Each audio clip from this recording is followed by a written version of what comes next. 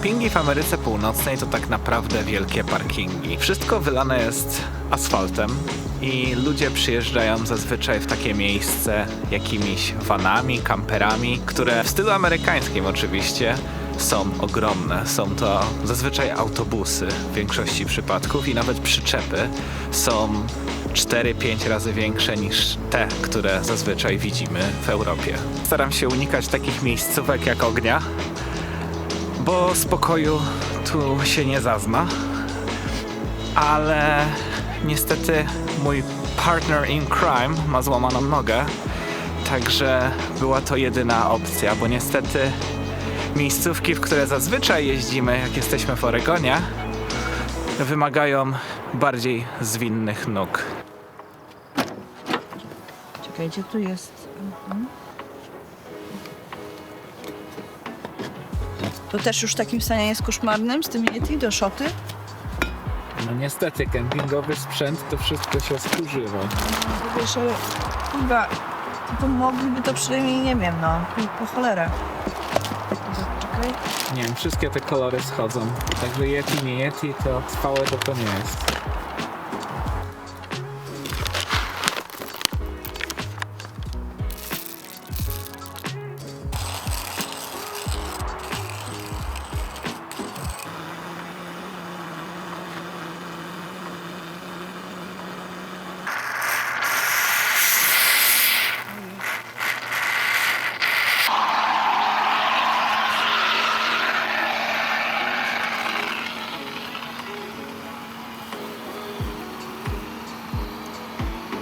Najlepszy sposób na spędzenie poranka właśnie tutaj, w Oregonie.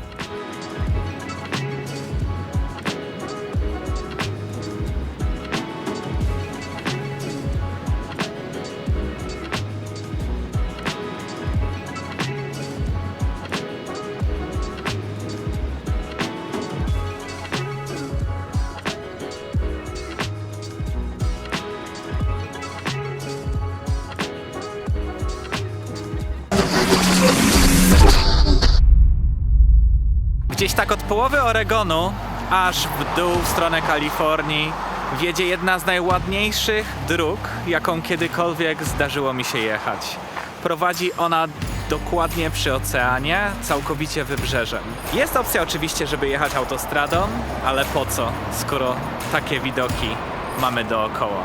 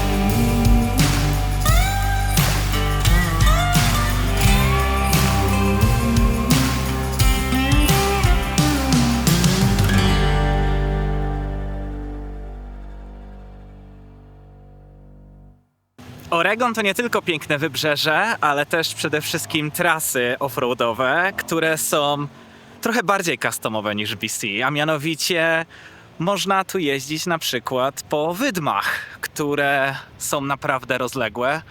Są do tego oczywiście wydzielone tereny, nie także po wszystkich, ale naprawdę jest świetna zabawa.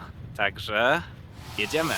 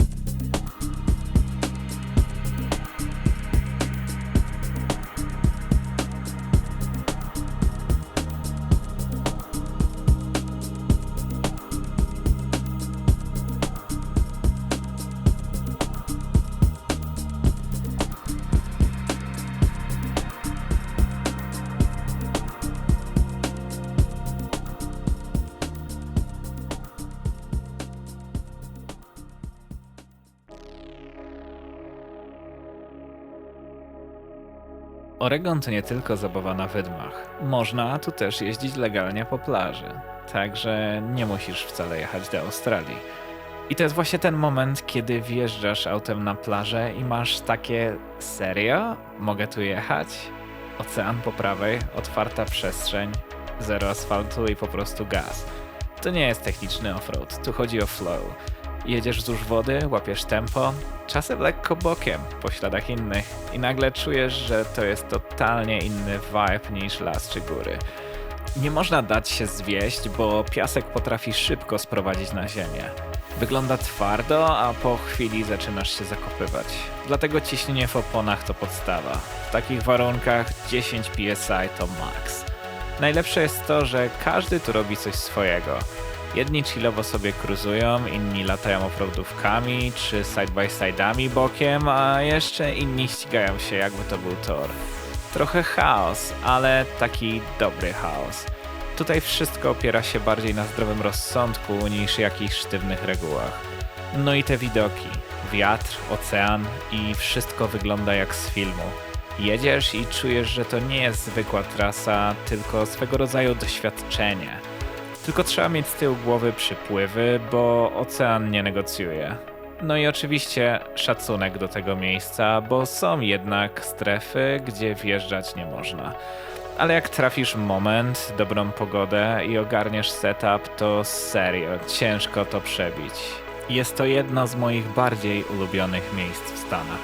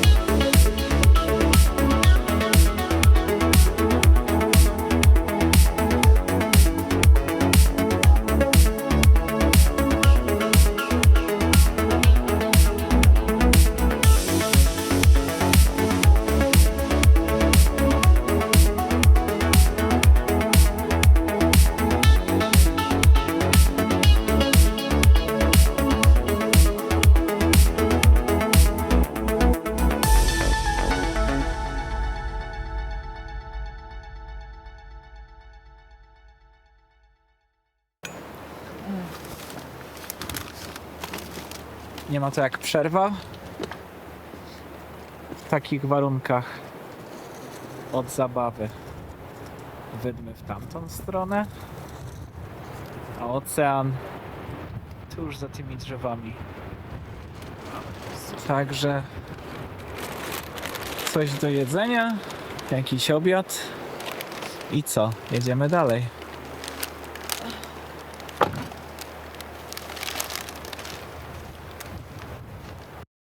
Mamy kolejny dzień, tym razem bezwietrzny, także naprawdę można sobie fajnie spędzić czas na plaży.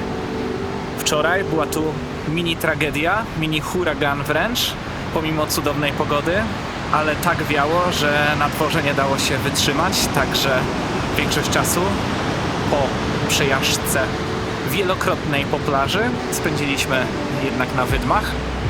No ale cóż, dzisiaj tak naprawdę można oddać się tej przyjemności i fajnie sobie posiedzieć i pochillować tutaj właśnie przy samym oceanie.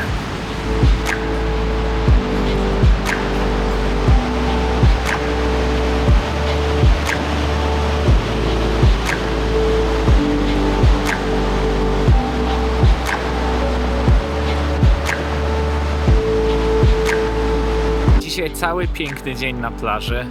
Piękna pogoda, bezwietrznie, także można było naprawdę super spędzić cały dzień. No ale cóż, wszystko co dobre w pewnym momencie się kończy. Także musimy pożegnać się z Oregonem i cóż, do następnego.